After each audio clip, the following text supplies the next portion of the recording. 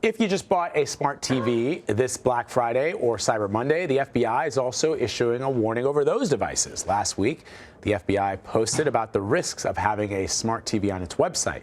The agency says the devices can be gateways for hackers to access your home and other devices because they are connected to the internet. That means hackers can take control of your unsecured TV and play with its settings, and in some cases, take control of your TV's camera and microphone to watch and listen in on you. So for more on this, let's bring in CNET senior producer Dan Patterson. So really scary stuff when it comes to these smart TVs. Yeah, I don't know about you, Vlad. The last time I bought a phone that was a non-smartphone was a long time ago. Yes. Same thing with your television. And just like we have to lock our phones down and our home computers down, now we have to lock down all of these smart devices in our living rooms, including our televisions. The smart TV has a bunch of really smart and very useful data on it. It also means that this data is pretty valuable, not just to device makers, but to hackers.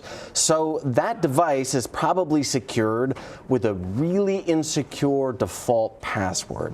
Often this is 12345, or it is admin, something that is really easy to change. And that means that hackers kind of already know the best devices in their hacker forums. They're able to talk about the best devices to hack and the best methods of hacking these devices.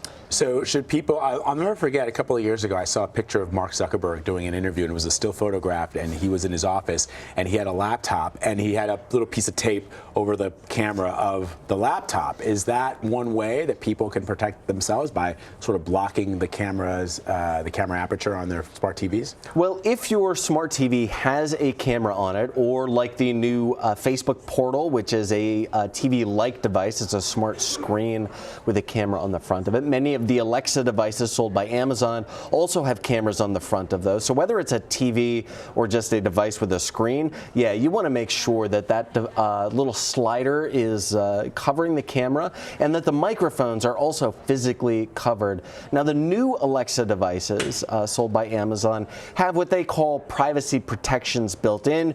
You want to make sure that you are covering your device camera with tape yourself, and that you're covering those microphone holes. If you want this to be truly offline, also make sure you unplug it.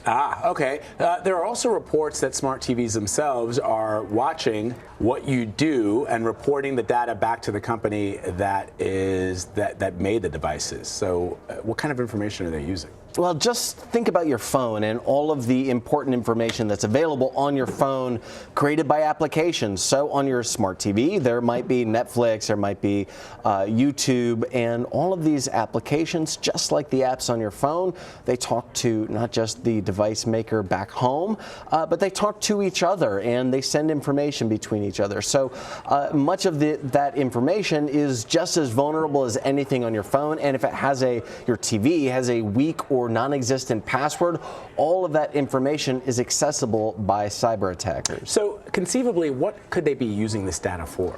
Well, for the same data, the same reason you might want to siphon information off of your phone. That's pretty useful not just to hackers but to big data companies. However, what's really interesting is this new practice called cookie syncing.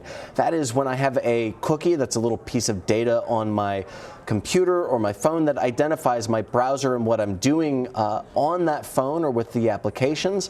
I can then sign into accounts. Those accounts I'm also signed into on my television, and it lets me, or it lets device makers, sync the information between my TV, my phone, and my computer, so you can have a pretty good idea of who someone is and their habits.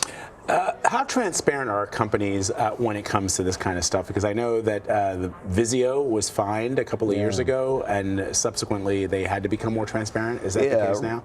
So Vizio and a few other device makers would just perpetually connect to your Wi-Fi connection and then send data back home, even if you had told them not to. So I have a Vizio TV, and it's an older one. Right.